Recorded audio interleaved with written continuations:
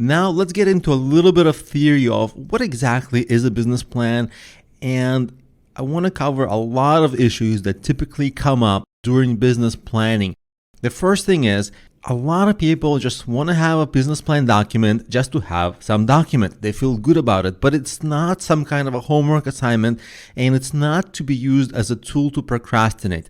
A lot of people use business planning to not start the business. They're in perpetual planning, and at some point they have to start. So make sure you do not use that as a way to procrastinate. And when you're planning, it must have good implementable strategies so that sooner rather than later you can begin implementing the strategies, and the quality of the strategies equate to the quality of the business plan. The quality of the business plan is not using some pretty template or pretty fonts or having it being long or being complicated. No, it's not that. It's just the quality of how realistic are the strategies. And there's a couple of mistakes that people make all the time. A lot of people like to outsource the business plan writing.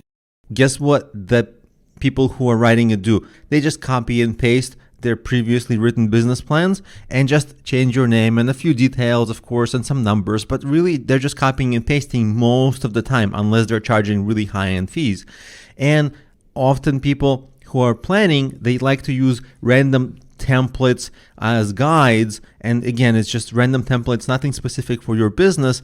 And the same thing with using business planning software. Most of them are not that good as just fill in the blanks, but it's not specific to your business. That's the problem with all those cases.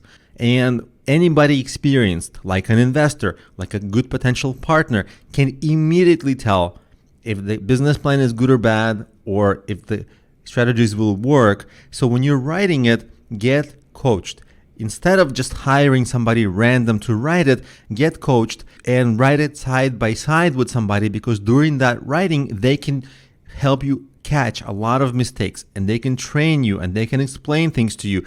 It will end up being a business plan that's unique for your business with quality strategies for your business. And ideally, always get coached by somebody who has been successful in specifically the kind of business you are planning, because they'll know the ins and outs of that specific business and industry.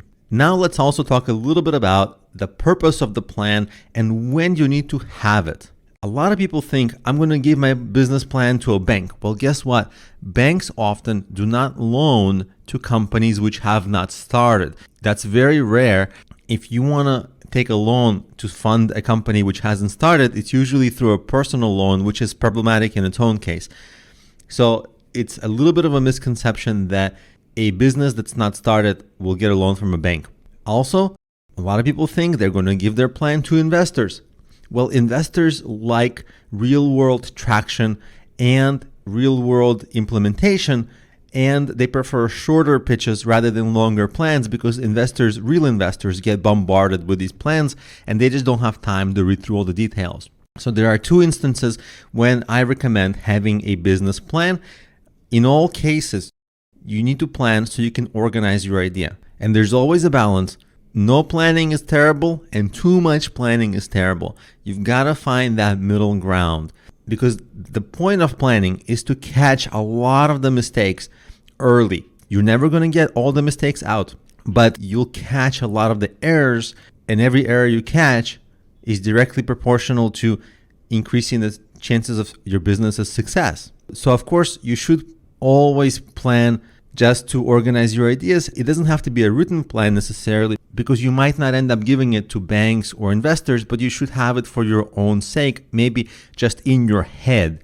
And you specifically should have it if somebody asks for it, like a bank or an investor. If they actually ask for it, then of course you write it. And before writing it, you should ask them, what's the length? Because an investor might ask for a one-pager. They might not want a whole business plan, like 10 pages. And actually, that's something you can ask them, no problem. Now, let's talk a little bit about the business plan definition and business models. So a business plan, the way I like to think of it is it's an outline of your business model.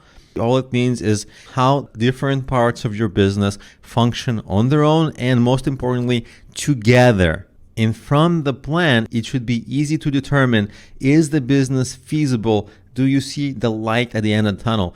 And of course, whenever you hear me talking about business planning, I start with a 3-sentence plan.